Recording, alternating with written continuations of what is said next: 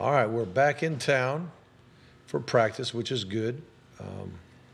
One good byproduct of the storm and being gone for 3 weeks is when we came back, the grass looked a lot better. We had worn out some spots, and now the grass grew back in and really looked pristine.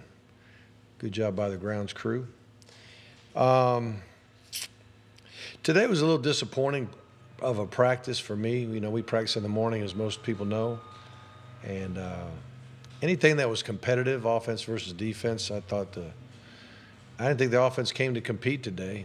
And it's a little bit upsetting to me.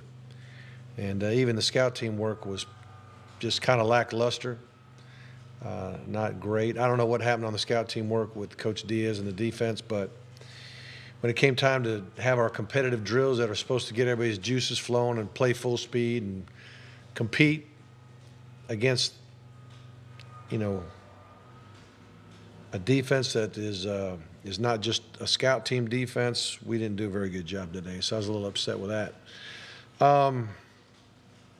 Duke, obviously undefeated. When you think of Duke, a lot of times you think about offensive football, and you still should, with Coach Cutcliffe being the leader and being the guy that trains QBs. And if you know anything about that, some of the greatest quarterbacks in college and pro football history, he's coached and developed, and he's doing the same thing with Daniel Jones. But defensively, the numbers are very, very impressive. Not even giving up 300 yards a game. I think giving up maybe 16 or 17 out of 50 third down conversions. I mean, I think people are rushing for 67 yards. Sometimes when rushing is really low, it's because you throw for 400 on them, you know, type defense, and it's not that. They're not giving up a lot of yards passing either. And then the thing that I saw as I turned on the tape was just great fundamental defense. Guys taking on blocks and defeating blocks, and guys tackling very well in space. And when you think about it, they played 4 games. It's not like a 1 game or a 2 game stat we're talking about 4 games. We're talking about playing Northwestern and Baylor and North Carolina. So it's very impressive what they're doing on defense, and they've always been impressive to me offensively. I'll sneak and watch tape with them in the offseason just to look for good ideas, because I know Coach Cutcliffe and his staff do a great job in that regard.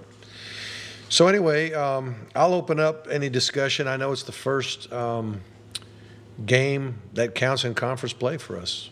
It's a very big game. It's a coastal game, and we're playing an undefeated football team, so we better get ready. Mark, how much respect is there in the coaching fraternity for what Cutcliffe is doing at Duke and how, year after year he's putting Well, I think you go back to when he was at Ole Miss and got let go, and everybody's like, what in the world just happened? I mean, he's one of the better coaches in college football, and ends up leaving a place that he was doing an unbelievable job at. But to answer your question about how we feel about, what Coach is doing at Duke, you don't change the type of coach you are according to where you're at. And I know there's been more basketball, tradition at Duke for sure. And you come into a school that has a lot of basketball tradition and try to get things rolling on in the football end of it. And he's done an awesome job. People have a lot of respect for Coach. I know I do.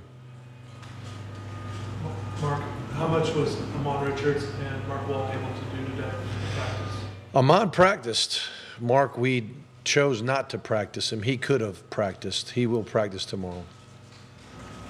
You expect both to play Friday? Yes, unless, again, I've said it before, unless there's a setback, expect both Mark and Amon to play. And with the scare for Mark, even though fortunately he's fine, any thought to giving DJ Dallas more running back snaps this week, or are you comfortable with it? We couldn't do that yet. If Mark was out for a long time, we would probably think about putting DJ back there. But right now we're not doing that. How does Daniel Jones compare to the quarterback you just faced? I think Daniel is more of a runner. Not to say he's not a good passer, but I think he runs the ball extremely well, and they use him more. Sometimes the quarterback runs because it presents itself, and sometimes there's quarterback run that you predetermine that the quarterback will run the ball. There's more of that in Duke's offense that I see. And then, but as far as a guy that can stand in there and zing the ball, I know a year ago, I think he was like hit the first 10 passes in a row or something like that. He's a really good passer. Mark, has there been a change you've seen in Michael Irvin? We saw him obviously make a catch, a change in maturity or conditioning or some other factor in the last 3 years? He's getting better. He's getting better. He's still got a ways to go. Part of why he's playing is because Hernan can't play every down.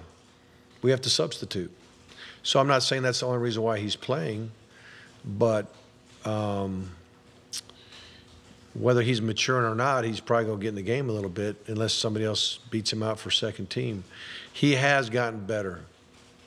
In my opinion, he's still got, a little ways to go. But, and I'll say this, he has performed in the games. I see a little more juice out of him in the game than I do in practice, which is typical for young guys that aren't mature enough to understand that you got to do it in practice every day.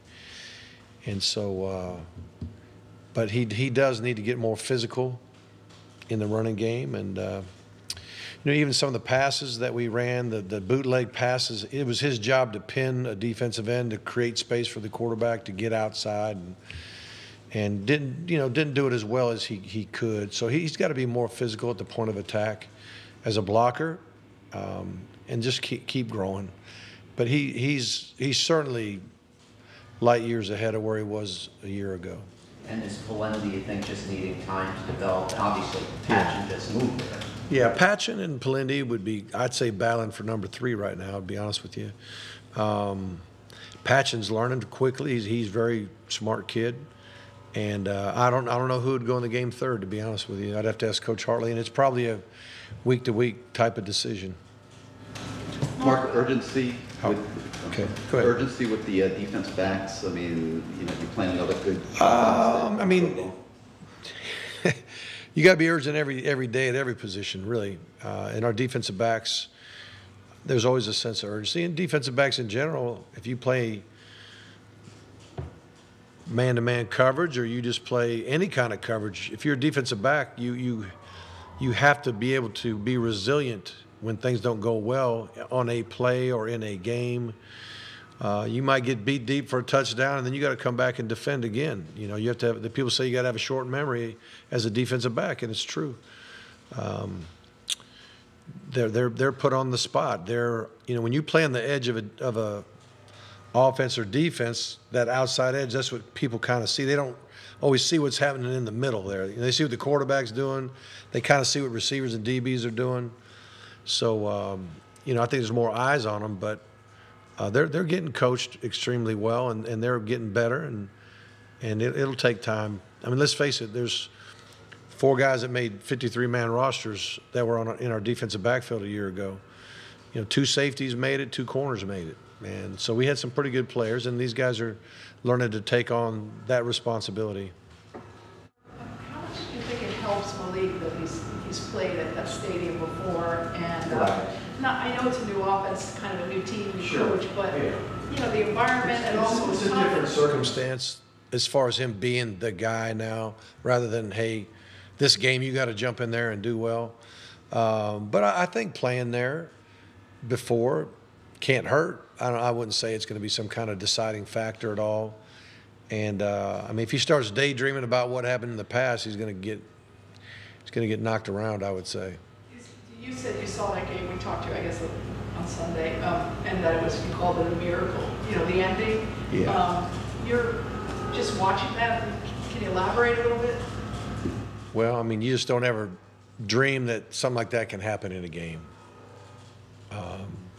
When you get to that point, you feel like the game's over. If you're a coach, you got to get them on the ground. Now, if you block a kick return perfect and it hits the seam and there it goes, you could imagine that could possibly happen. But slinging it around, how many times? I don't know how many times they slung it, but you're just like, there's no way. Once it gets into the razzle dazzle kind of play, like it's not going to end good for the offensive team, but it did.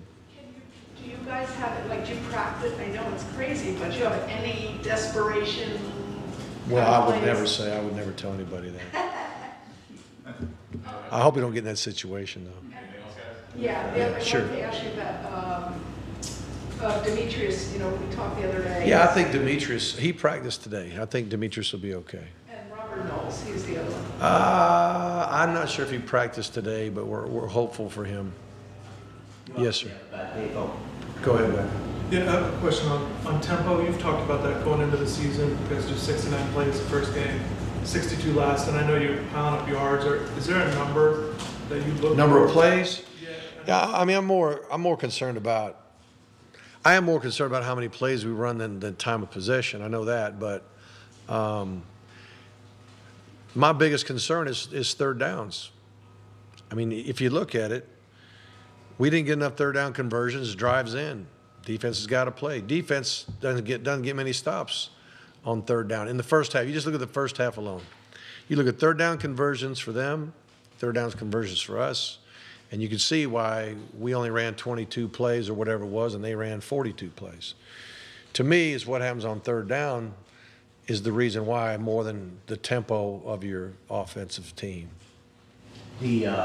The nice challenge you have of having about 8 receivers who have made a case to play, I guess practice every week will help determine that. Are there any you go into a week knowing this guy's just going to play, assuming practice as well? Amon would seemingly be that. Braxton, is there anyone else in that group?